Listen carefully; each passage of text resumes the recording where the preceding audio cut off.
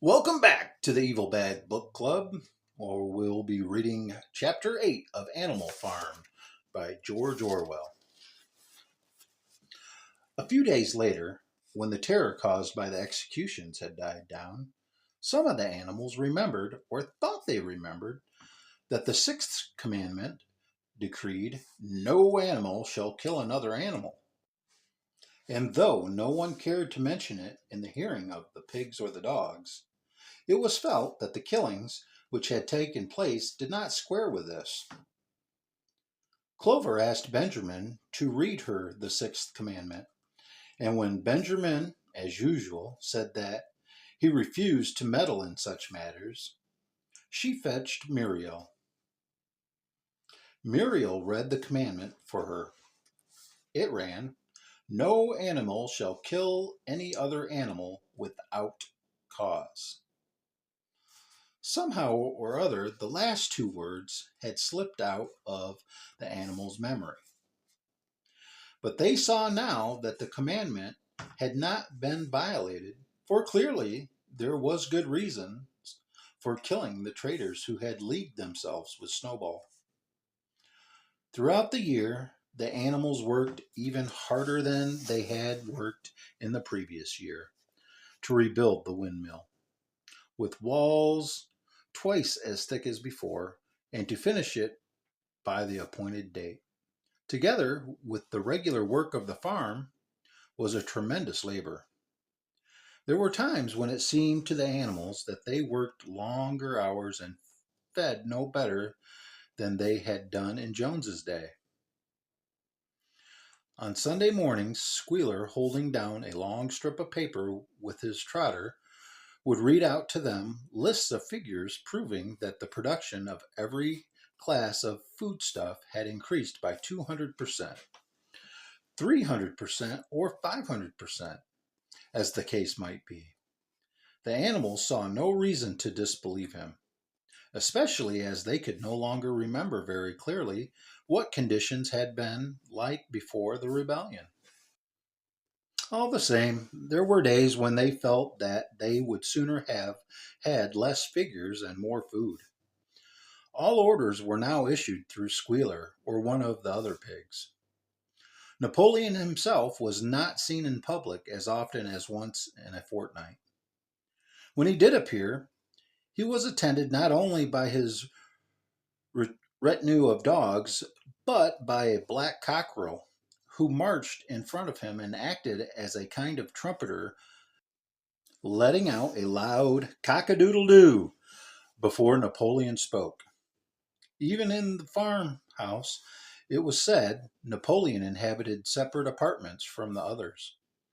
He took his meals alone, with two dogs to wait upon him, and always ate from the Crown Derby dinner service, which had been in the glass cupboard in the drawing room. It was also announced that the gun would be fired every year on Napoleon's birthday, as well as on the other two anniversaries. Napoleon was now never spoken of simply as Napoleon.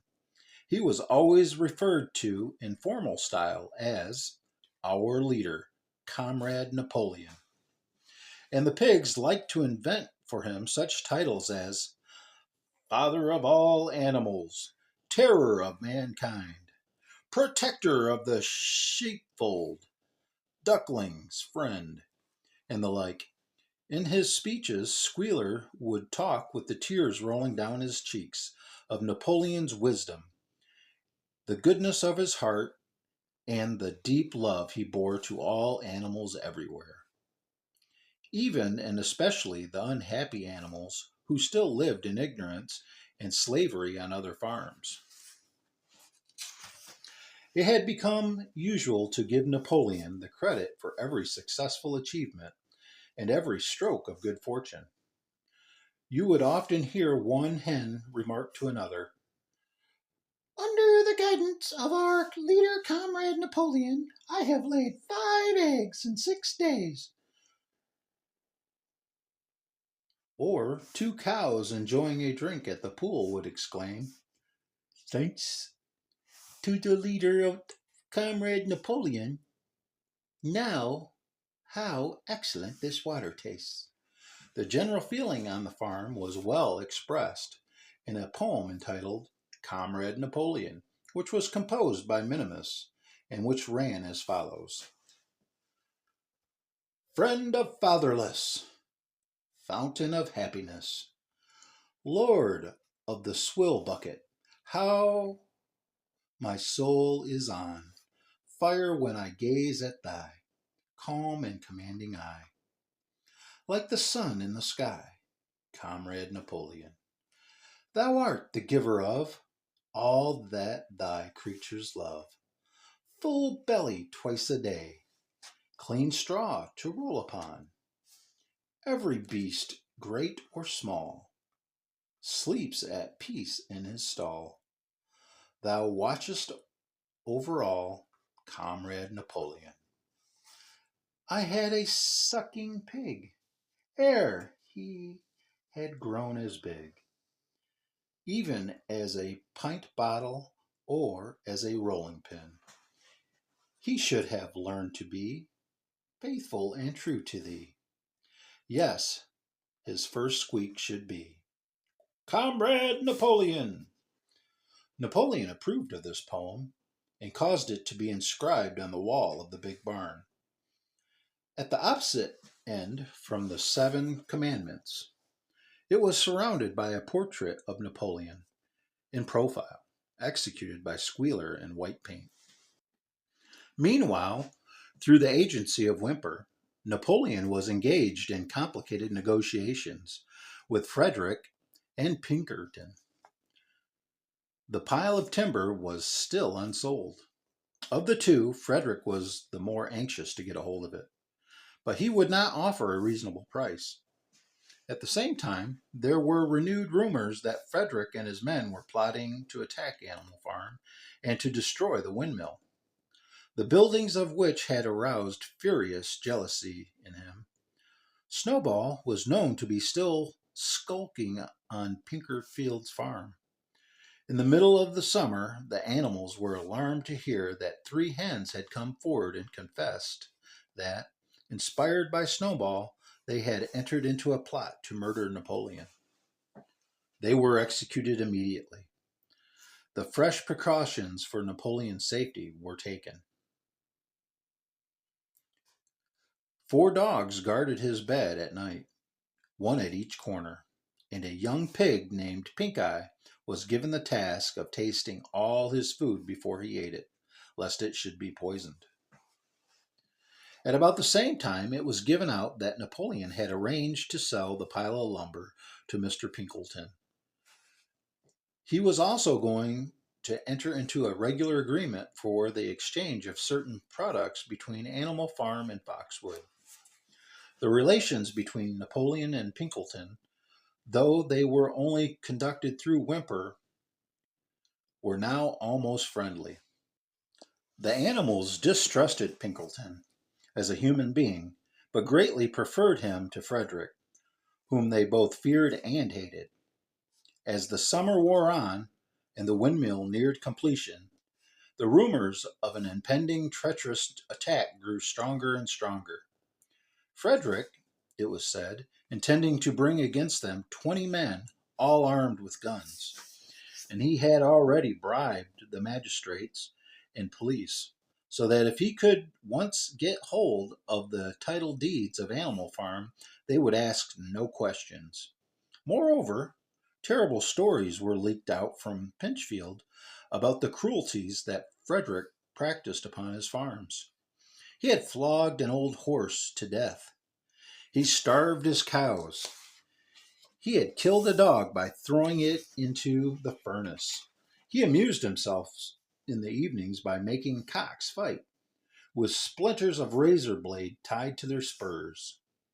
The animals' blood boiled with rage when they heard of these things being done to their comrades, and sometimes they clamored to be allowed to go out in a body and attack Pinchfield Farm, drive out the humans, and set animals free. But Squealer counseled them to avoid rash actions and trust in Comrade Napoleon's strategy. Nevertheless, feeling against Frederick continued to run high. On Sunday morning, Napoleon appeared in the barn and explained that he had never at any time contemplated selling the pile of timber to Frederick. He considered it beneath his dignity. He said, to have dealings with scoundrels of that description, the pigeons who were still sent out to spread tidings of the rebellion were forbidden to set foot anywhere on Foxwood, and were also ordered to drop their former slogan of death to humanity in favor of death to Frederick. In the late summer, yet another of Snowball's machinations was laid bare. The wheat crop was full of weeds, and it was discovered that on one of his nocturnal visits, Snowball had mixed weed seeds with the seed corn. A gander who had been privy to the plot had confessed his guilt to Squealer and immediately committed suicide by swallowing deadly nightshade berries. The animals now also learned that Snowball had never, as many of them had believed hitherto, received the order of Animal Hero First Class. This was merely a legend which had been spread some time after the Battle of the Cowshed by Snowball himself. So far from being decorated, he had been censured for showing cowardice in the battle. Once again, some of the animals heard this with a certain bewilderment, but Squealer was soon able to convince them that their memories had been at fault. In the autumn, by a tremendous, exhausting effort, for the harvest had to be gathered at almost the same time, the windmill was finished. The machinery had still to be installed, and Whymper was negotiating the purchase of it, but the structure was completed. In the teeth of every difficulty, in spite of inexperience, of primitive implements, of bad luck, and of Snowball's treachery, the work had been finished punctually to the very day. Tired out but proud, the animals walked around and round their masterpiece, which appeared even more beautiful to their eyes than when it had been built the first time. Moreover, the walls were twice as thick as before. Nothing short of explosives would lay them low this time. And when they thought of how they had labored, what discouragements they had overcome, and the enormous difference that would be made in their lives when the sails were turning and the dynamos running, when they thought of all of this, their tiredness forsook them, and they gamboled round and around the windmill, uttering cries of triumph. Napoleon himself, attended by his dogs and his cockerel, came down to inspect the completed work. He personally congratulated the animals on their achievement and announced that the windmill would be named Napoleon Mill. 2 days later, the animals were called together for a special meeting in the barn. They were struck dumb with surprise when Napoleon announced that he had sold the pile of timber to Frederick. Tomorrow, Frederick's wagons would arrive and begin carting it away. Throughout the whole period of his seeming friendship with Pinkerton, Napoleon had really been in secret agreement with Frederick. All relations with Foxwood had been broken off. Insulting messages had been sent to Pinkerton. The pigeons had been told to avoid Pinchfield Farm and to alter their slogan from death to Frederick to death to Pinkerton. At the same time, Napoleon assured the animals that the stories of an impending attack on Animal Farm were completely untrue, and that the tales about Frederick's cruelty to his own animals had been greatly exaggerated.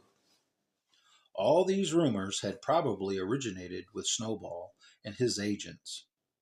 It now appeared that Snowball was not, after all, hiding on Pinchfield Farm, and in fact had never been there in his life. He was living in considerable luxury, so it was said, at Foxwood, and had in reality been a pensioner of Pinkelton for years past. The pigs were in ecstasy over Napoleon's cunning. By seeming to be friendly with Pinkelton, he had forced Frederick to raise his price by 12 pounds.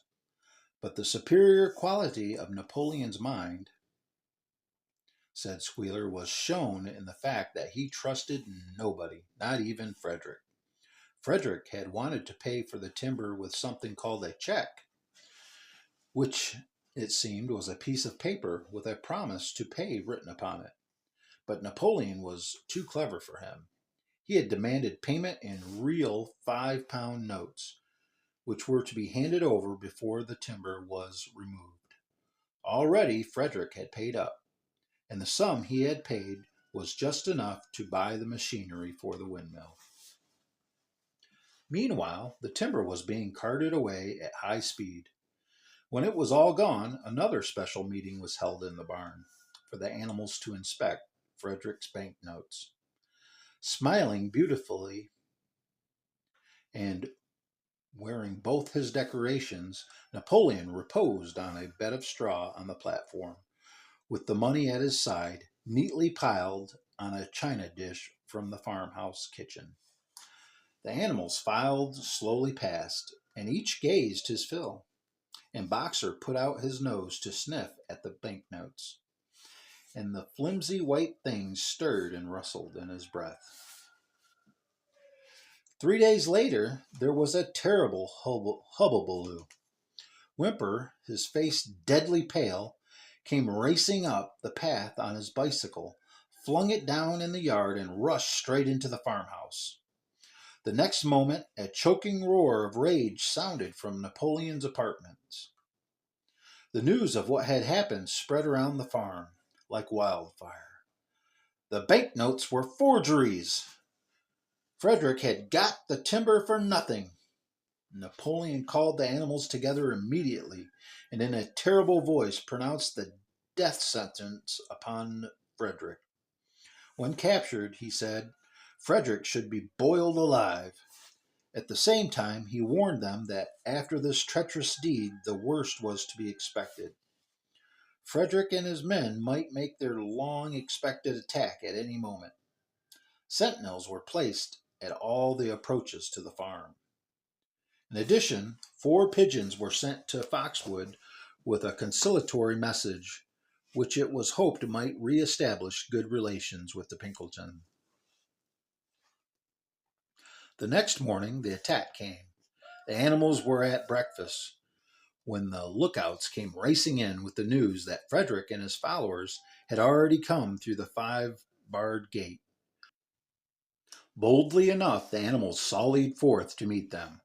But this time they did not have the easy victory they had had in the Battle of the Cowshed. There were 15 men with half a dozen guns between them. They opened fire as soon as they got within 50 yards.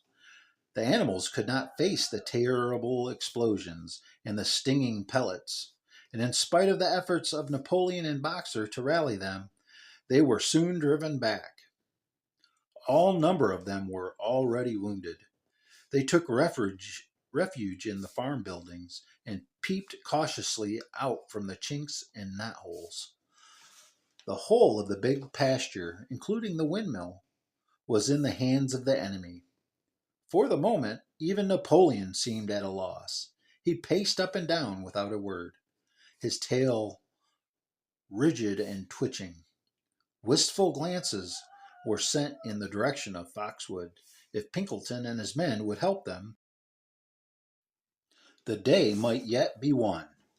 But at this moment, the 4 pigeons, who had been sent out on the day before, returned, one of them bearing a scrap of paper from Pinkelton. On it was penciled the words, "Serves you right." Meanwhile, Frederick and his men had halted about the windmill. The animals watched them, and a murmur of dismay went round. 2 of the men had produced a crowbar and a sledgehammer. They were going to knock the windmill down. "Impossible!" cried Napoleon. "We have built the walls far too thick for that.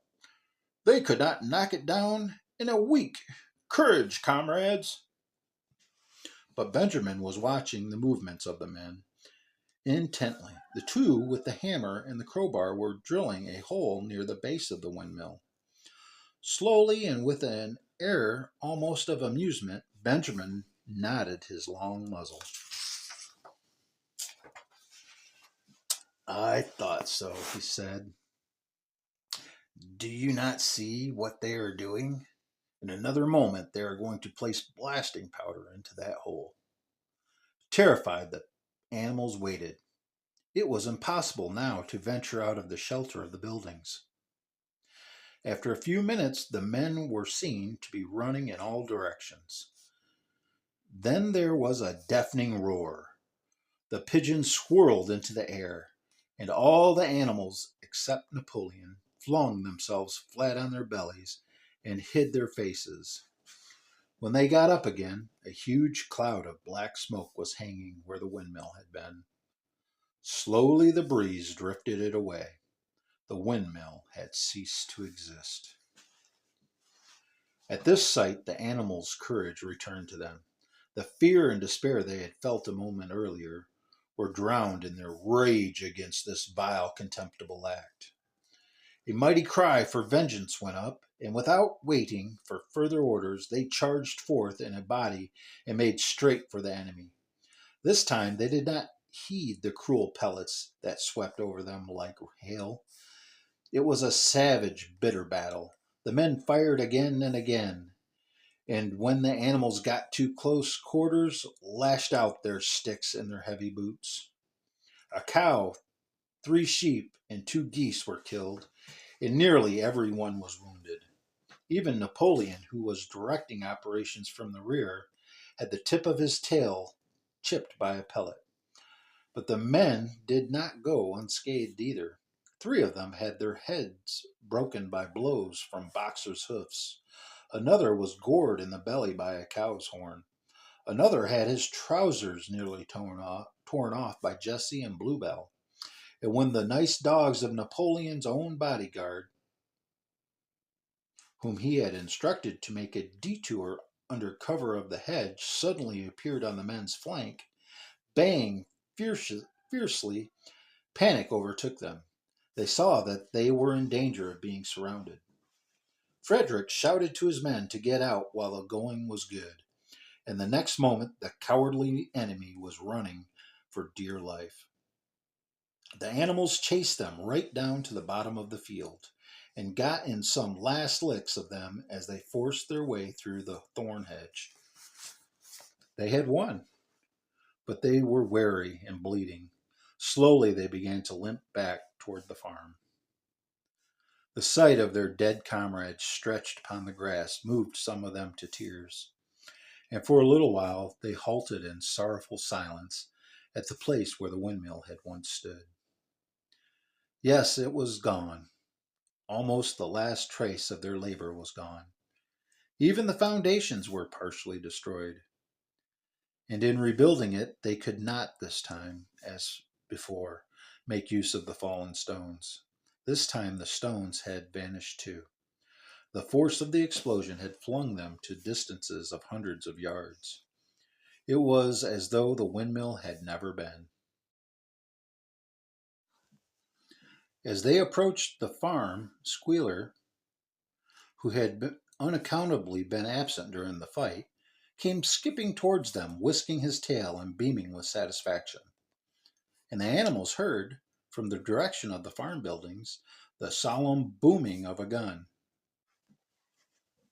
"What is that gun firing for?" said Boxer. "To celebrate our victory," cried Squealer. "What victory?" said Boxer. His knees were bleeding. He had lost a shoe and split his hoof, and a dozen pellets had lodged themselves in his hind leg. "What victory, comrade? Have we not driven the enemy off our soil, the sacred soil of Animal Farm?" "But they have destroyed the windmill, and we had worked on it for 2 years." "What matter? We will build another windmill. We will build 6 windmills if we feel like it. You do not appreciate, comrade, the mighty thing that we have done. The enemy was in occupation of this very ground that we stand upon. And now, thanks to the leadership of Comrade Napoleon, we have won every inch of it back again. Then we have won back what we had before, said Boxer. That is our victory, said Squealer. They limped into the yard. The pellets under the skin of Boxer's legs smarted painfully. He saw ahead of him the heavy labor of rebuilding the windmill from the foundations, and already in imagination he braced himself for the task. But for the first time it occurred to him that he was 11 years old, and that perhaps his great muscles were not quite what they had once been. But when the animals saw the green flag flying and heard the gun firing again, 7 times it was fired in all, and heard the speech that Napoleon made congratulating them on their conduct, it did seem to them, after all, that they had won a great victory. The animals slain in the battle were given a solemn funeral. Boxer and Clover pulled the wagon, which served as a hearse, and Napoleon himself walked at the head of the procession. 2 whole days were given over to celebrations. There were songs, speeches, and more firing of the gun. And a special gift of an apple was bestowed on every animal, with 2 ounces of corn for each bird and 3 biscuits for each dog.